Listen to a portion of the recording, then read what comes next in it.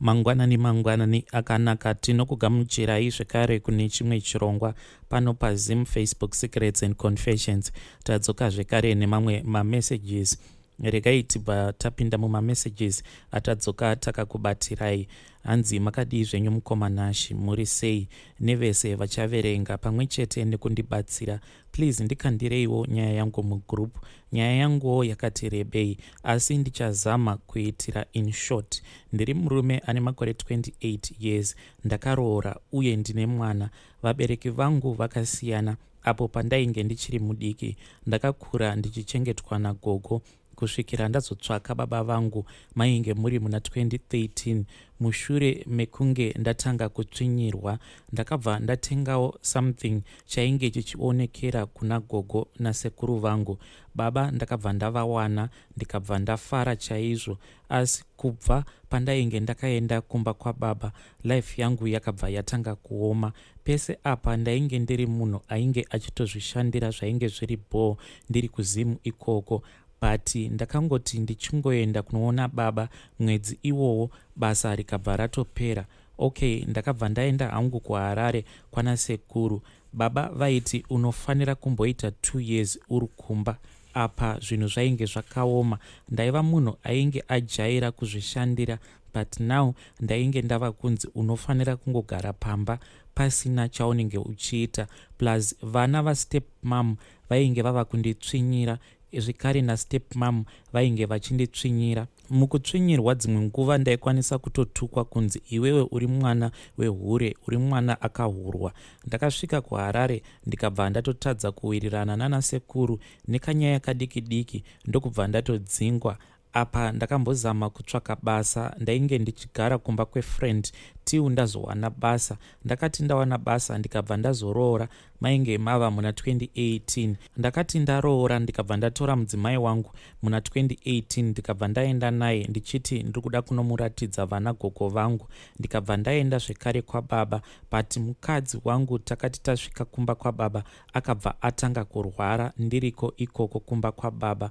Ndakabva ndafamba, but mukunofamba nemudzimai wangu ndakabva ndanzi baba vangu vainge Vaka Romba. Saka ndiriko ikoko kumba kwababa basa rikabva rapera, zvinhu zvikabva zvawedzera kuoma. Ndakabva ndatanga kuitawo zvimabasa zvekutema huni. Ndaiti ndikatema huni ndaibva ndatanga kutengesa kusvikira ndawana mari yainge ichikwana yebhazi. Ndikabva ndauya kuno kuSouth Africa.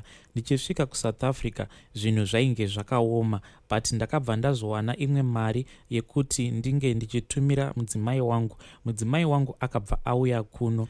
Asi zuva rekuti mudzimai wangu ange achiuya kuno kuSouth Africa rakati rasvika, baba vakabva vaudza mudzimai wangu kuti kana ukaenda ikoko kuSouth Africa, kana mukafa ikoko musadzoka pano, uye kana inini ndikafa musauya parufu rwangu. Kuti tainge tatadzei, ivo vakangoti hanzi munoronga zvinhu zvenyu muri 2, maifanira kundiudza before 2 months kuti muri kuronga zvekutorana muchienda kuSouth Africa, wai musina kundiudza. Okay, sezvisinei takabva tangozviisa kumusiki. Mudzimai wangu akabva auya tikabva tatanga kugara zvedu zvakanaka. Panguva yacho inini nemudzimai wangu tainge tisingaende kuchechi, but takazotangawo kuenda kuchechi nemudzimai wangu. Asi takati tichingosvika kuchechi ikoko taingoudzwa izvozvo zvekuti baba vangu vakaromba, cause chechi iyi yainge iri chechi yemweya. Takaenda kuchechi ikoko kwe6 months to 1 year, zvinhu zvikabva zvatotangawo kunaka.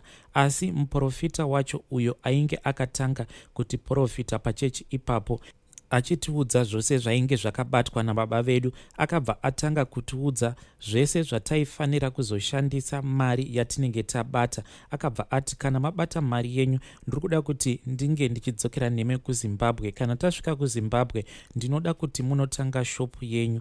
Ende takati taunganidza mari yedu tikabva tatorana nemuprofita uya.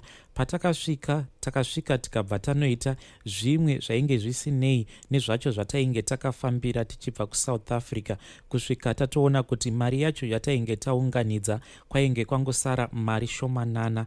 Ndakangogumbuka ndikabva ndati ngatidzokerei zvedu kuSouth Africa, but takati tadzoka kuSouth Africa, muprofita uya akabva atanga kundinyeya nevamwewo pachechi apa ainge ava kutotaura zvose zvainge zvichiitika mudzinza medu, zvose zvaakaona kuti ndo zvinoitika kwedu ainge ava kuudza munhu wose wepachechi. Saka pandakaona kuti ndo zvainge zvaakuitika pachechi apa, inini nemudzimai wangu takabva tangoregedza kuenda pachechi ipapo. Kubva ipapo life yakabva yatanga kusunga, kuita ma1, kubasa ma1, even chikafu ma1.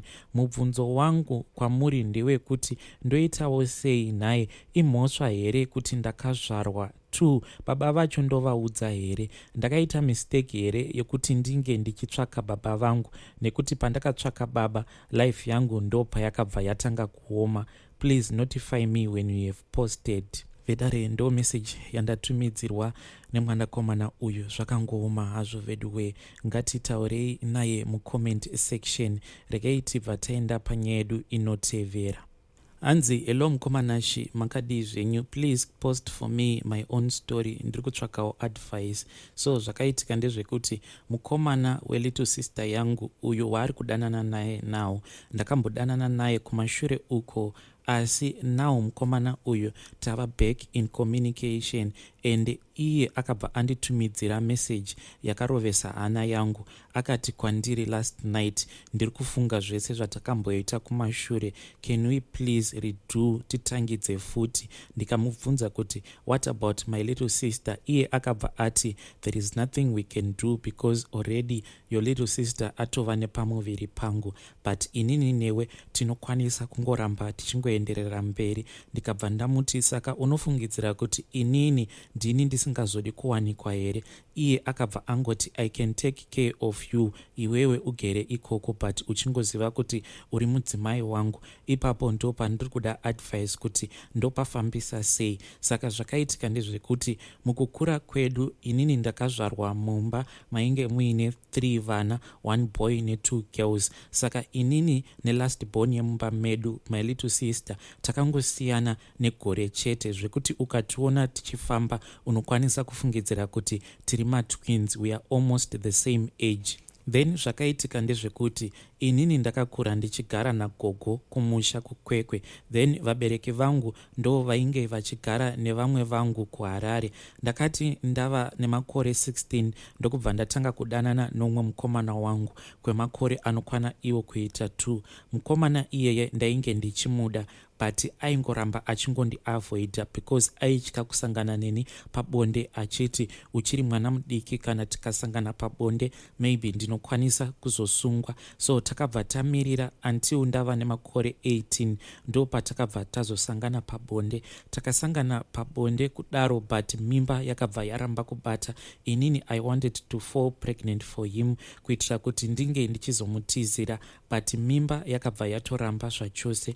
Mukomana uyu ndaimuda, to show you how much I loved him. Kumba kwavo vaiva vanhu vainge vasingawani as such. Saka zvandaitoita, ndaiwanzokubira gogo vangu vandainge ndichigara navo chikafu, zvinhu zvakaita sehupfu, sometimes matemba, nekuti mama vaisitumira matemba avanenge vatenga kuHarare nezvimwe zvakangosiyana siyana. Saka ndaipota ndichiba chikafu ichocho chainge chichitumirwa namama ndichiendesa kumba kwana Ronald. Saka inini ndichingokura ndaiva munhu wekuti ndaiva nelaki mumaoko angu, ndaingoti chese chandinenge ndatengesa chinotengwa. Saka zvandaiita, ndaiti kana ndikatengesa ndobva ndapa mukomana wangu iyeye mari. Takati tachengeta mari yedu yawanda, ndokubva tatsvaka chekuita nemari yedu. Takatombotengawo chimushini chedu chekukuya dovi, but sezvisineiwo Mwari vakabva vangoitawo kuda kwavo. Ndakangonzwa kuti kuHarare baba vainge vawana umwe mukadzi wechi2,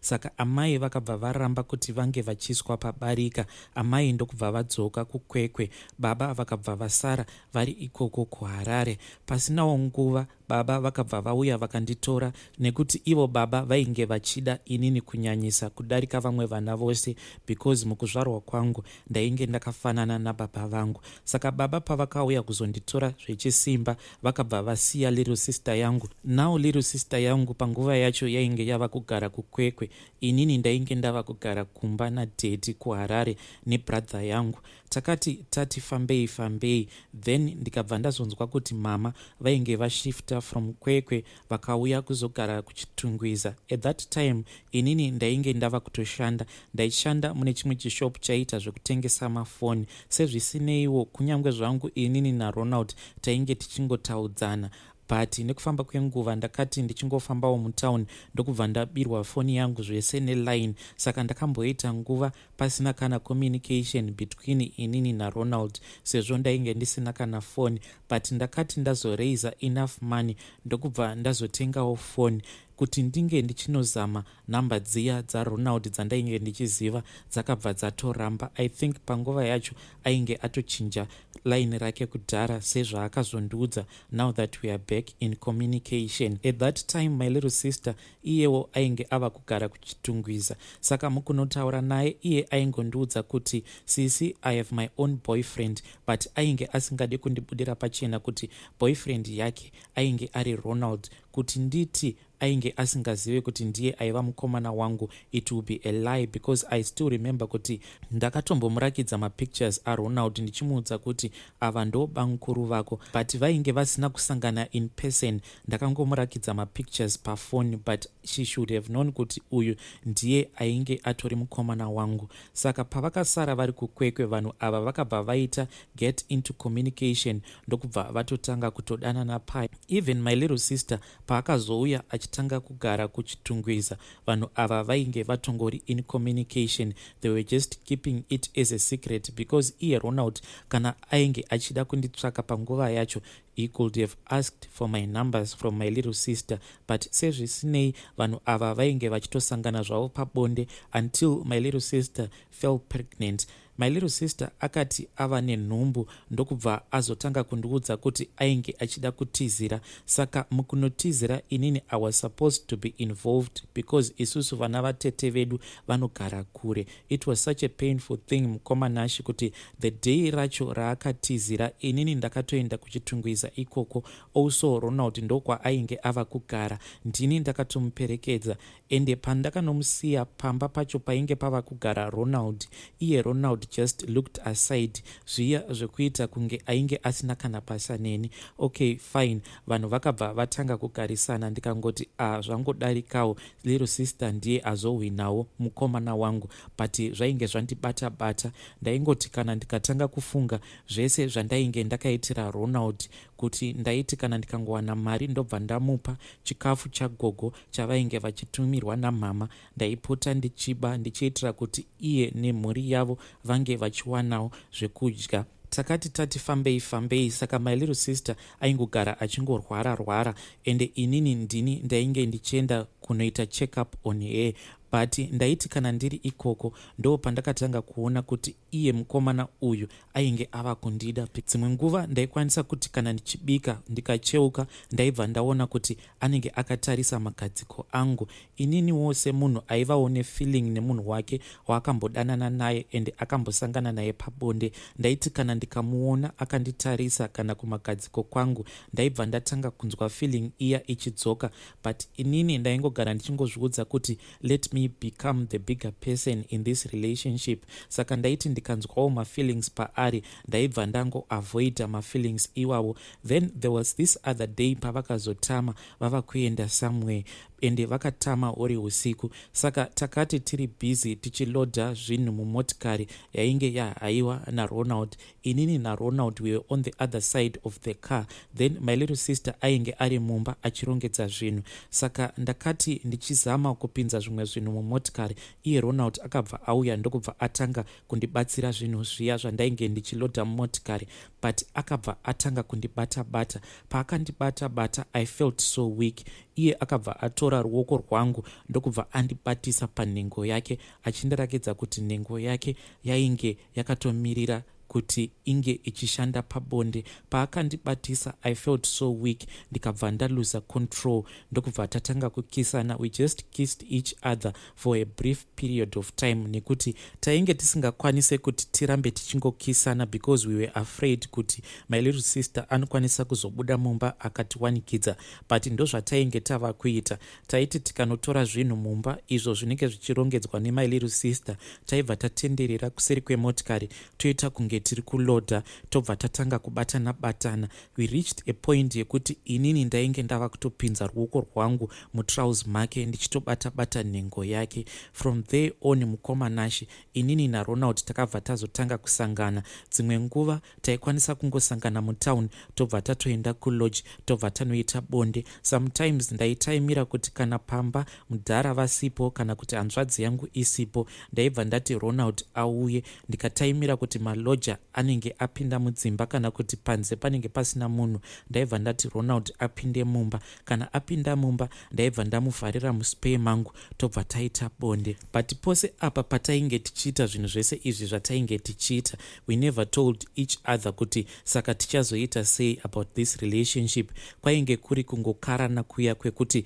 tikangosangana toita bonde, whether tasangana pai tinenge tichifanira kungoita bonde. Kunyangwe paWhatsApp pacho tainge tisingatombotauri. Iye aingoita zvokungondifonera achindibvunza kuti ndouya here kuzokuona. Kana inini ndiri free ndaibva ndamuudza kuti uya either kubasa kwangu, kana ndiri palunch ndo pataiwanzokubuda tobva tanobhuka kumarooms. Kana tapedza kusangana inini ndaingodzokera kubasa, iyewo odzokerawo kubasa kwake. We had never had a discussion until last night, ndo paakazotanga kundiudza zvese izvi zvaakandiudza achiti now I've reached a point yekuti handichade kuti ndinge ndichisangana newe pabonde tichishandisa protection. I prefer kuti tinge tichisangana pabonde tisingashandise protection because I want to make you my wife. Ndakamubvunza kuti zvinoitika here izvozvo zvekuti inini now ndava amai guru vako, then kokana ukazondimitisa chii chinozoitika? Iye akabva ati but handiti unoziva kuti inini ndini ndakatokubvisa umhandara, which means kubva kudhara wakagara utori mukadzi wangu. Ko kana ukazofamba ukazonowanikwa munhu wacho achazokuwana, kana akazokubvunza kuti ko umhandara hwako wakaisa kupi, ko zvinozoita here kuti unge uchizomuudza kuti ndakabviswa umhandara nabamunini? So I think it is for the best kuti iwewe ungozviudza kuti ndatova mukadzi wako. We can actually live a happy life, iwewe ugere kwaunenge uri ikoko uchingoziva kuti inini ndini murume wako. But zvese izvi ndikuda kuti tinge tichizviita in secret. Ndo pava nedambudziko ipapo mukomanashi kuti can we keep this as a secret from the rest of the world? Zvingaitika here kuti hama dzangu dzisazoziva kuti inini naRonald tatova murume nemukadzi? Ko zvinozoitawo here kuti ndingogara ndichingochaiswa mapoto? Handiti mukadzi wose anoda kuti ange achizobvisirwa mari. Right now they are planning, and akatondiudza kuti vava nemari yacho yavari kuda kuti vange vachizouya kuzoroora my little sister. And ndinonzwa kubatikana nemari yacho yandakaudzwa naye kuti ndo yaakareiza kuti ange achiuya kuzoroora my little sister. Ko inini kusangana kwese kwari kuita neni pabonde, how does he think kuti inini I am feeling? Iye he is not even putting it into consideration kuti kusangana kwose kwatiri kuita pabonde, like the way that he behaves. Sometimes anotouya kuzotonditora kubasa zviya zvepaiginya obva atoenda neni otondiudza kutoti ndabhuka room already, handina kana time yekuti ndinokwanisa kuramba. Saka it is affecting me. Kana ndikamubvunza kuti saka zvese izvi uri kuzviitirei zvekuti sometimes unongotoita zvekundimanikidza kuti handei kulodge. There was another day apa kumashure uku ndainge ndakamuudza kuti inini zvekuitirwa bonde mumotikari handizvikwanise, but sometimes anondiudza kuti handina mari yokuenda kulodge. Saka what do you expect me to do? Ende kuti ndinge ndichimupinza muspare sometimes hunenge huri usiku zvinenge zvisingaiti. Saka anongouya obva angopaka motikari yake pagedhi obva ati huya. Ende kana akakuti ndakapaka pagedhi repamba penyu huya, you would know kutoti uchitopinda mumotikari anenge akatobata kondo mumaoko without any negotiations, anenge achitoti huya tiite bonde. Saka it is gradually affecting me. Kunyangwe godo ndava kutonzwa kuti mumwoyo mangu ndatova negodo, towards my little sister, because I know kuti zvacho zvandinoitwa naRonald ndo zvinoitwa my little sister. Please advise me kuti should I go ahead with this relationship, and izvi zvandiri kuudzwa naRonald, is it possible kuti tinokwanisa kutochembedzana? Iye ari kuti inini ndinenge ndichingoita vana ndiri kwandinenge ndiri ikoko, and you will be taking care of me.